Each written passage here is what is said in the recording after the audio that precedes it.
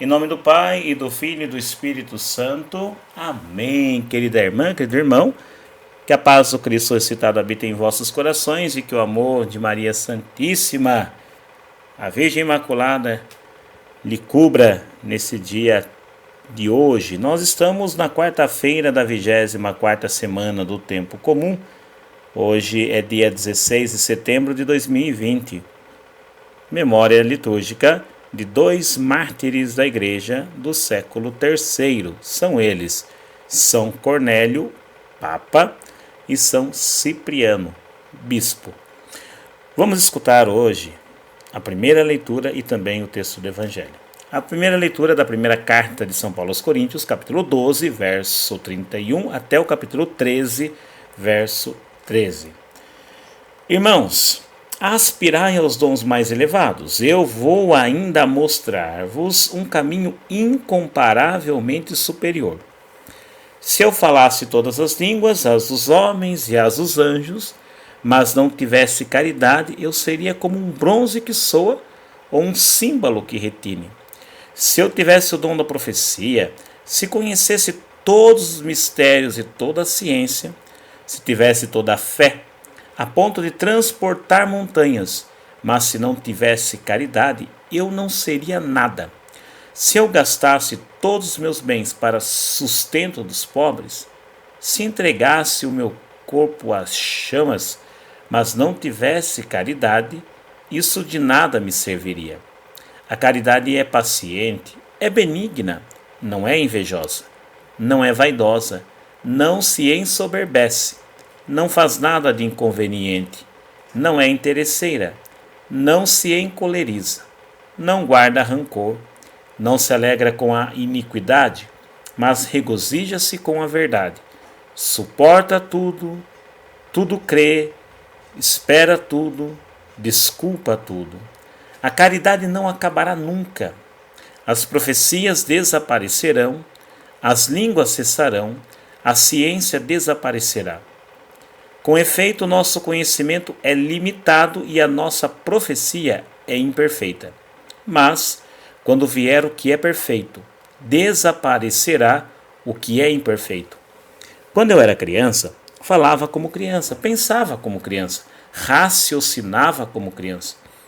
Agora nós vemos no espelho, confusamente, mas então veremos face a face. Agora conheço apenas de modo imperfeito, mas então conhecerei como sou conhecido. Atualmente permanecem estas três coisas: fé, esperança, caridade, mas a maior delas é a caridade. Palavra do Senhor, graças a Deus. Salmo responsorial é o 32. Feliz o povo que o Senhor escolheu por sua herança. Evangelho segundo São Lucas, capítulo 7, versos 31 ao 35. Naquele tempo disse Jesus: com quem hei de comparar os homens desta geração? Com quem eles se parecem? São como crianças que se sentam nas praças, se dirigem aos colegas dizendo: tocamos flauta para vós e não dançastes, fizemos lamentações e não chorastes. Pois veio João Batista que não comia pão nem bebia vinho, e vós dissestes: ele está com um demônio. Veio o Filho do Homem que come e bebe, e vós dizeis: ele é um comilão e beberrão, amigo dos publicanos e dos pecadores. Mas a sabedoria foi justificada por todos os seus filhos. Palavra da salvação, glória a vós, Senhor. Que as palavras do Santo Evangelho perdoem os nossos pecados, assim seja. Que o Divino Espírito Santo ilumine nossas mentes para compreendermos a palavra que nos foi anunciada. Assim seja. Paulo, na primeira leitura, nesse texto clássico, conhecidíssimo, da primeira carta aos Coríntios, vem falar a nós sobre a necessidade de buscarmos os dons mais elevados e nos aponta um caminho infinitamente superior a todos os outros. Na comunidade de Corinto havia uma disputa, competição entre quem tinha um dom mais importante do que o outro. Os que tinham dom de línguas se colocavam acima dos demais, era talvez o dom mais almejado, o dom mais top. Paulo vai dizer que todos esses dons não são nada se não estiverem acompanhados do dom superior a esses todos, que é o dom do amor. E aí ele elenca uma série de coisas que são características desse amor. Porque o amor emana de Deus, nasce de Deus. E assim devem ser todos os nossos amores. Amor entre pais e filhos, amor entre irmãos, amor entre amigos, amor entre os cônjuges. Esses tipos de amores devem ter sua origem em Deus. Se assim o for, jamais haverá ruptura. Mesmo diante das rusgas, das dificuldades, das tribulações e tudo que vier a acontecer para tentar atrapalhar essas relações todas nessas diversas formas, elas se manterão porque estão ligadas a um amor de origem, que é o amor de Deus. Por isso, no verso 8º, lapidar a frase de São Paulo: o amor jamais acabará. E não vai acabar, porque Deus é amor. O amor é Deus e Deus é infinito, então o amor é infinito. Querido irmão, querida irmã, nos inspiremos nesta exortação paulina sobre a vivência do amor para a nossa escuta da palavra de Deus, dos ensinamentos de Jesus, e para que a gente busque então uma melhora na nossa conduta, no nosso modo de viver, que a gente se torne pessoas melhores, que amanhã eu procure ser melhor do que hoje sou como cristão, para servir melhor aos irmãos, para servir mais, para servir melhor, para servir mais e também para servir melhor a Deus na onde Ele quer que eu sirva.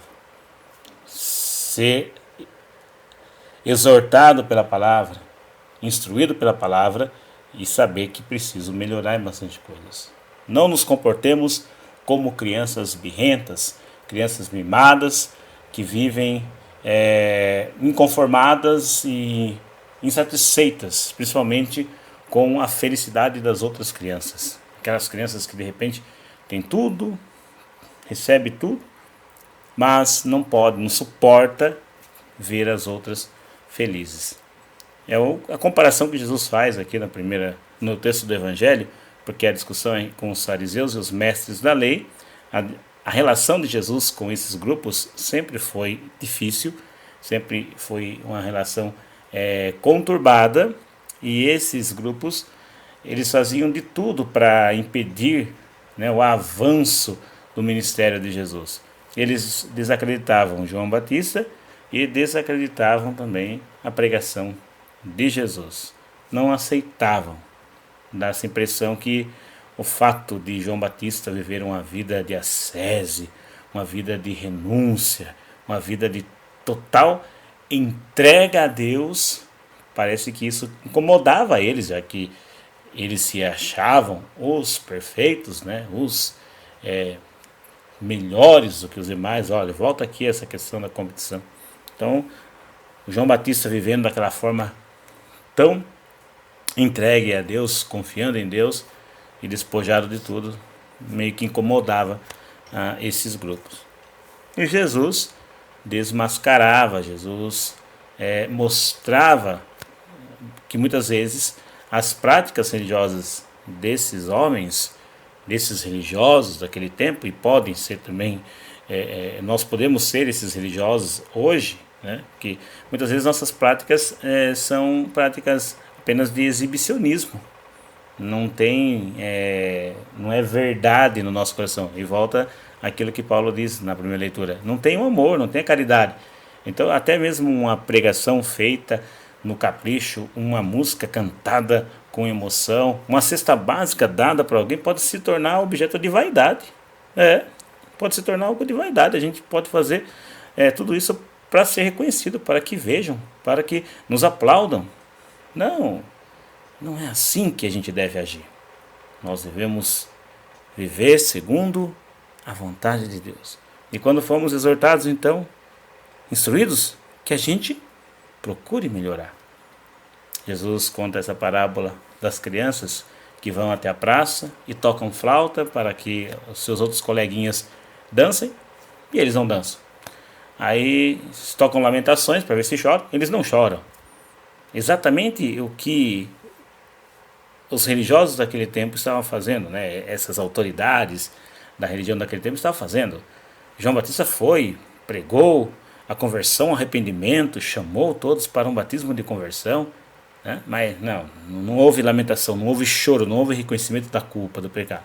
Aí veio Jesus, sentou-se à mesa com os pecadores, sentou-se à mesa com os publicanos, com os excluídos daquele tempo. Olha lá, um comilão beberrão, amigo dos pecadores e prostitutas, dos pecadores conhecidos por todos. Quem é esse daí? Jesus dançou, sentou-se no meio deles, banqueteou-se com eles. Mas por esses grupos, lembre-se sempre que a crítica de Jesus aqui é para os mestres da lei e para os fariseus, não é para o povo que o acolheu, porque esse sim, a turmada simplona, a turmada lá conhecida como pecadora, as prostitutas, os publicanos, enfim, aquela turmadinha que era excluída, essa sim acolheu Jesus, se alegrou com ele, se arrependeu quando João pregou, buscou batismo, e quando Jesus chegou, se alegraram com a sua visita.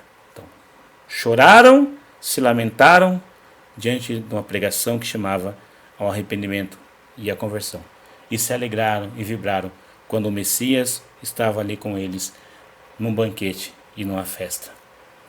Agora os religiosos, os conhecedores da religião, ao invés de viverem também isso, não, preferiram ficarem presos às suas vaidades. E aí não puderam participar da alegria do reino anunciado por Jesus. Não seja uma criança birrenta, não seja uma pessoa que tem broncas daqueles que estão procurando viver uma vida de sinceridade evangélica, um catolicismo de verdade, né?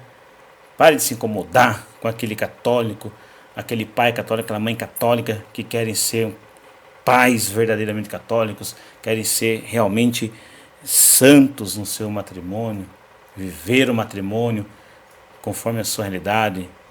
Pare de se incomodar com isso, pare de se incomodar com aqueles que celebram a vida, aqueles que festejam a fé, aqueles que se alegram com a palavra que escutam, clamam e louvam a Deus pela palavra que chega no coração.